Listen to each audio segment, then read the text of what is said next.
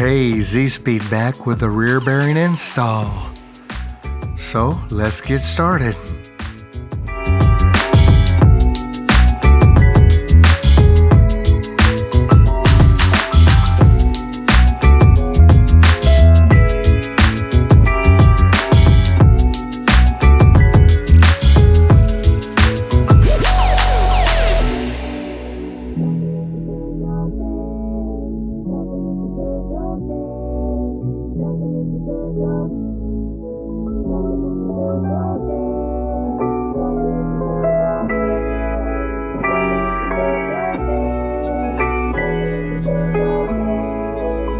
So the rear bearing install is going to require a little more time, mainly because we have to remove both the rear drive axles. So it could require the better part of a day. So make sure you have an appropriate amount of time so we can do a clean install on this one.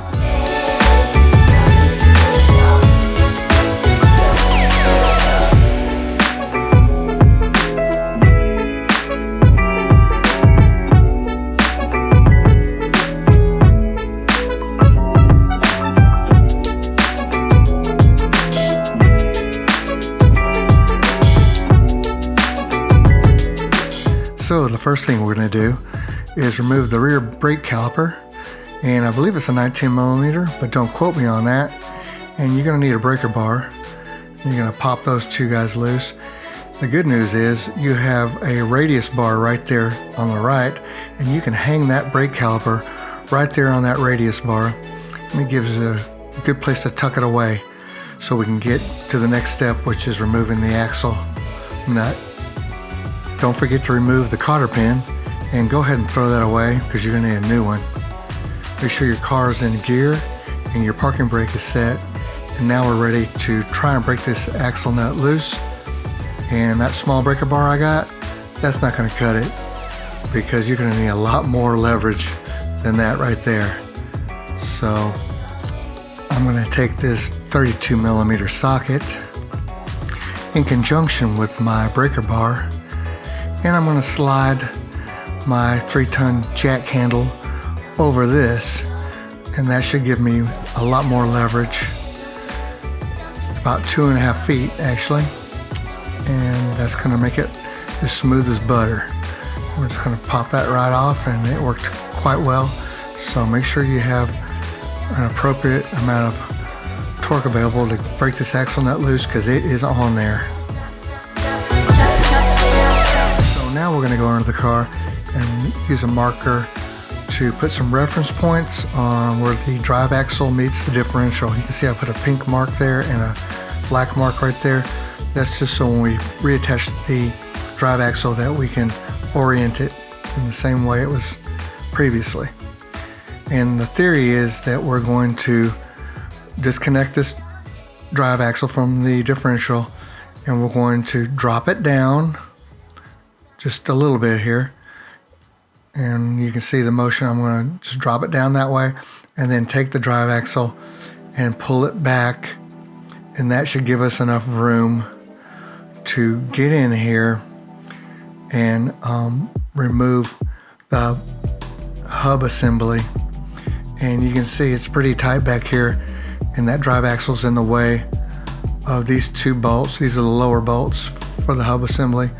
And you're really going to need to pull that drive axle back to get to those two and the two above it. The main problem is right there is the parking brake cable.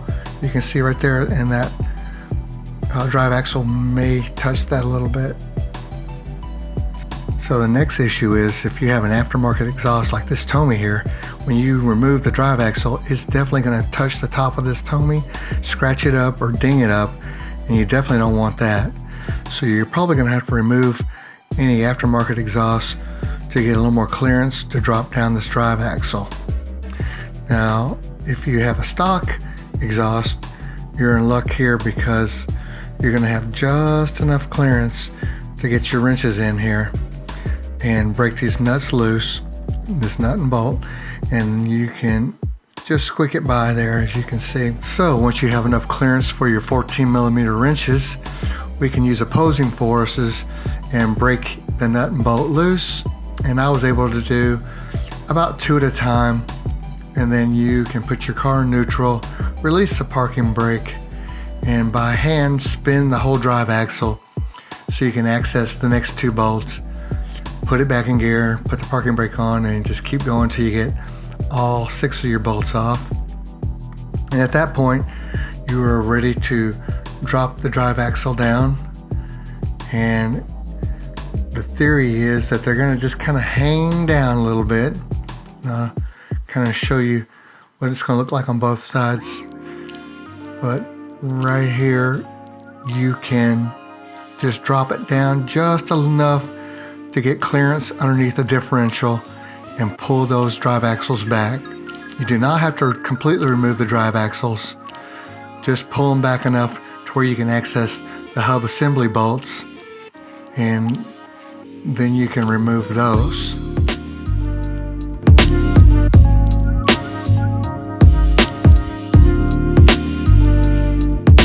Okay, now that we're done with the parking brake, we can remove the rear rotors, so we'll have just a little better access to the drive axle. And what I did was take a chisel, flip it around, grab a rubber mallet, and tap that thing out just to the edge so that it was loose, and then I could get underneath and finish pulling the drive axle out far enough to access the 4 hub assembly bolts.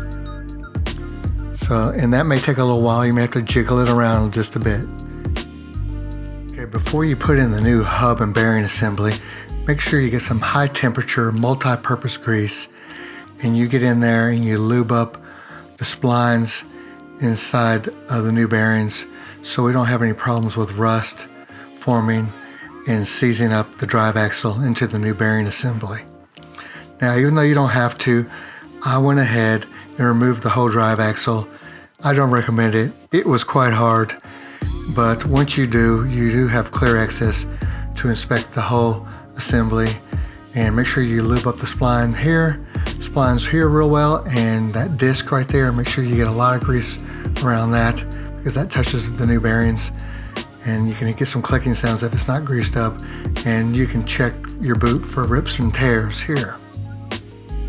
Now that you got your 4 bolts out of your hub assembly, mine was easily removed. Depending on where you live, it may be a more corrosive area and you may have to take a rubber mallet to break it loose. But either way, once you get the hub assembly out, all you have left to do is just clean up the grease and grub and debris, and you are now ready to install your new hub assembly.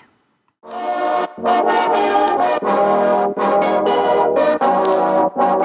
I went to eBay to a guy named Hub Specialist, and I'll leave a link down below.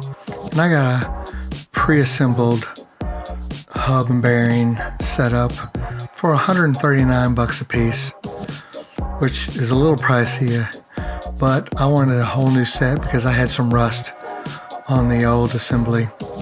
But it is definitely much cheaper to take your old set in to a machine shop, and they can pull off your old bearings and press on a new set for a lot cheaper. Either way, once you go back to reassemble, make sure you torque down your new hub assembly to the knuckle at 65 foot-pounds each for all 4 bolts, and you can take your drive axle and attach that to the differential at 54 foot-pounds per bolt, and remember that's 6 of those. So as usual, like and subscribe if this video helped you out, as Easy Speed will be back soon with another one.